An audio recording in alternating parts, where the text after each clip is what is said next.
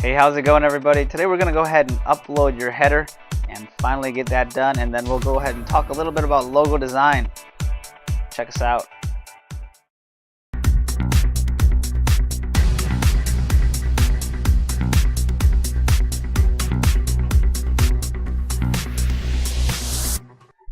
Hello, welcome everybody.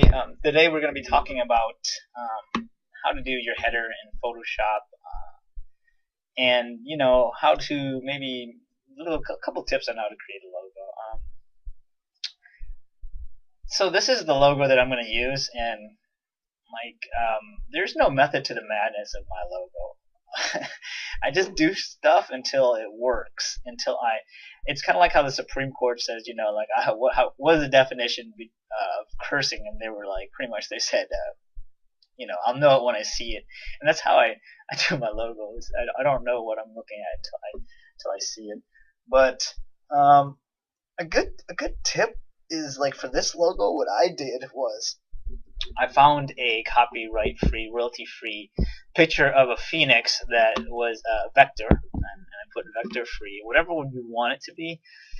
And I did edit free transform, and you click on this thing and like unconstrains your transformation. And I'm not gonna do it, but it's actually I could just show you real quick. So like for example, like this shape right here.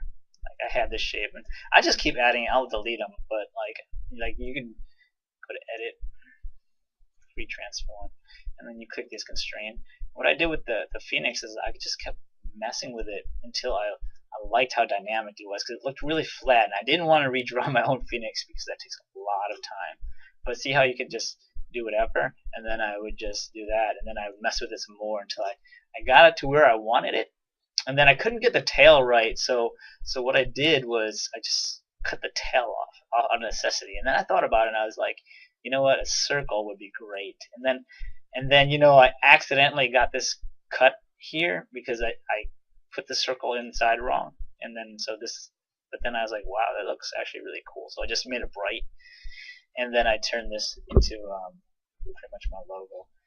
And then for letters, all I do is you go to freefonts.com, I think it is, and you just get whatever font. But like, I'll just click on it. I'll literally just click in here, and I'll just go up and down until I see the one I like. And until I see, like I said, I'll know it when I see it. And I saw it, and I knew that was the one I wanted. So I clicked OK. All right. But for the header, what we're going to do is, to do the header, what we're going to do is we're going to go back here, and you see this? So it's important to know what the length of the header is. So we're going to go back into your thesis, and under header, image. So if you're using Genesis, you probably have to do a plugin, which sucks. But if you're doing thesis, you find that go to header, and it says the optimal width is 960 pixels. And this is going to be really important, because if you make it too small or too big, it'll make it fit, but it'll look like shit. Like, it does not look good at all. It'll look blurry, even if it's just like 1 or 2 pixels too big. And I was just trying to figure out for a long time, like, why does it look blurry? And then another thing you have to do is you got to make sure you save it for web, or save it as a PNG. So we're going to go back down here in 960 pixels. So file, and then I'm going to do new, but I'm going to just click this first. So my width will be 960 pixels. And then my height, generally 100 is probably the minimum you'll want to do if you want it really clean. But for a logo of this size and everything, I'm probably going to want to do 200. Plus, you can do some pretty cool stuff if you want to leave it on white background. I don't know if I will leave it on white background, but because of this glow, I'm going to need a dark background. So I can't do that. The cool effect of the letters coming off of it. I don't know. There's probably a cool marketing word for that, or an artistic word for that. Overlap, kind of like an overlap. But okay, so I'm just going to click OK. Okay, so this is what I have to work with. But all I got to do is click and drag. Oh, that's not the one I want. So that's not the one I want either. This is the one I want. Nope. It's this one. Okay, yep. So this is what I'm working with. So I'll just put this in the corner. And this is why I have having two screens is really cool. So I'm gonna put it over on the other screen, and then I'll work with it like that. And then see if I click on this. Now I'm working with this. I'm working with this image, even though I see this image. And if I click on this one, I'm working with this image. That's why it's good to have two screens. See, this screen, this screen. You can't see my other screen obviously, but I can. So you can just copy and paste and drag stuff over. So it's another good reason to have two screens, really. It's pretty much that.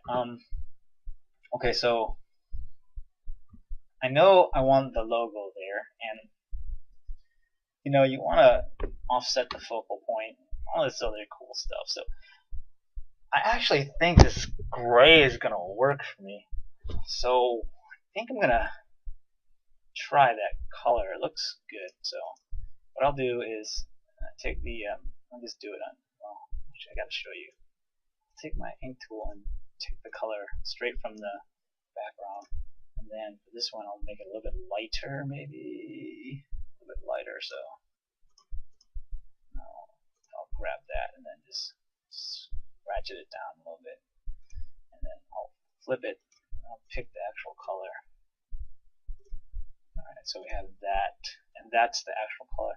And I'll use this tool. It's just okay, so I'm gonna go back here, and for anything like, okay, so the difference between this is you always add that first layer, and then you can take this one out, and now you have a transparent layer. So if you ever want to see that effect where it's not actually a white background, you ever wonder how they have that, you know, like an actual 3D image on something without any, you know, like a square or a circle or anything like that, like it's actually cut out to the outline. This is it.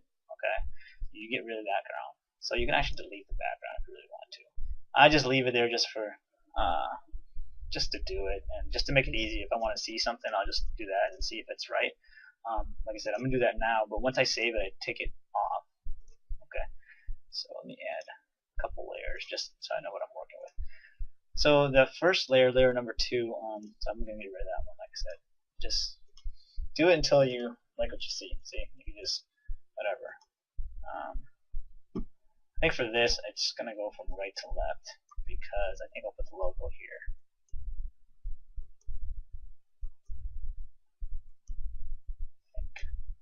Okay, so I might not talk a lot here. I'm just going to sit there and just do stuff. So feel free to fast forward whatever you want to do. Because this is actually my brainstorming and process. So that looks pretty decent to me. And then we'll see. You can just change stuff around and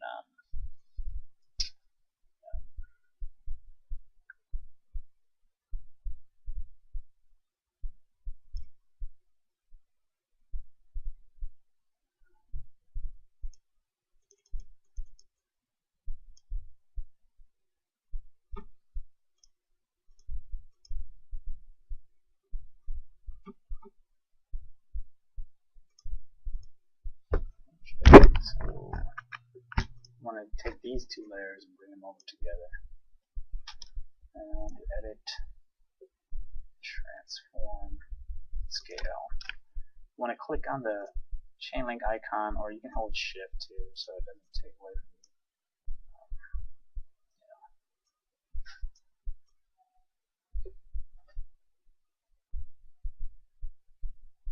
I'll put,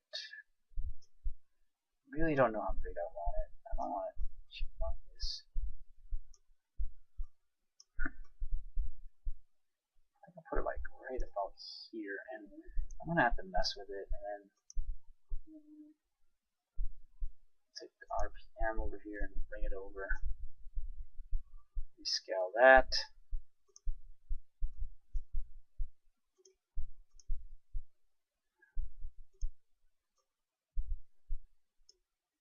It's definitely too small.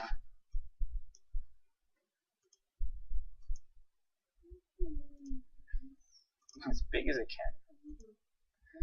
The thing I do too is actually you want to look over here, because it just gives you a real sense of what it actually looks like. Now, like this can deceive you, like especially as far as balance is concerned. You can use the arrows to move stuff around if you want to get it just right. I think we'll go for that.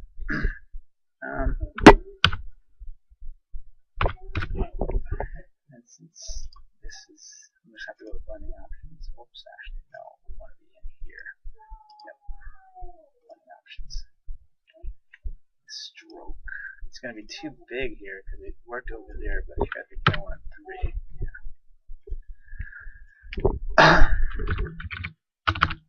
So that's that. Now we want to put the text. So click over here, so we don't have to redo everything over again. Rising Phoenix marketing. We're just going to drag it over here, and that's probably actually the decent size, pretty close.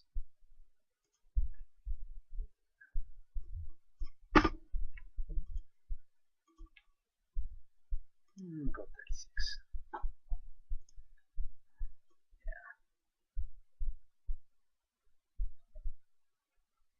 And then there's congruency with that and then the logo too, so that kind of helps. It just looks right. If it just looks right, then it's probably right. This looks about right.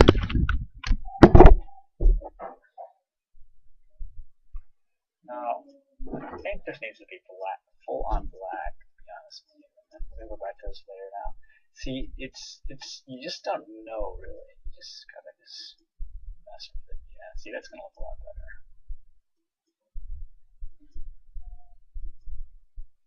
And then actually, what I'm gonna do is I'm going to hold this down, go back to rectangle. Then I'm gonna add a layer here, and within that layer, I will something like that. Center it. Then I'll do this again, but this time reverse.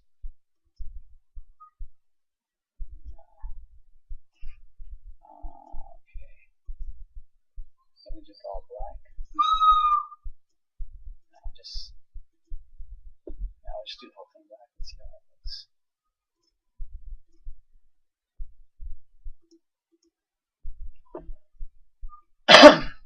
Okay, so I like the way that looks. Don't necessarily like the placement of the guy there, our icon.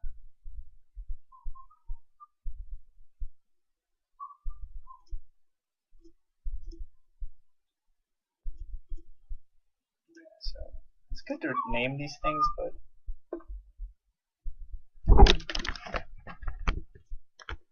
just so it's easier, just click on both of them, control them to do that.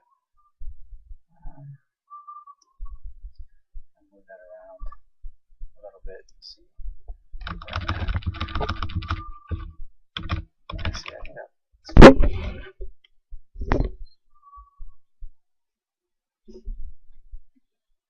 okay, so now I've identified that we're looking alright, but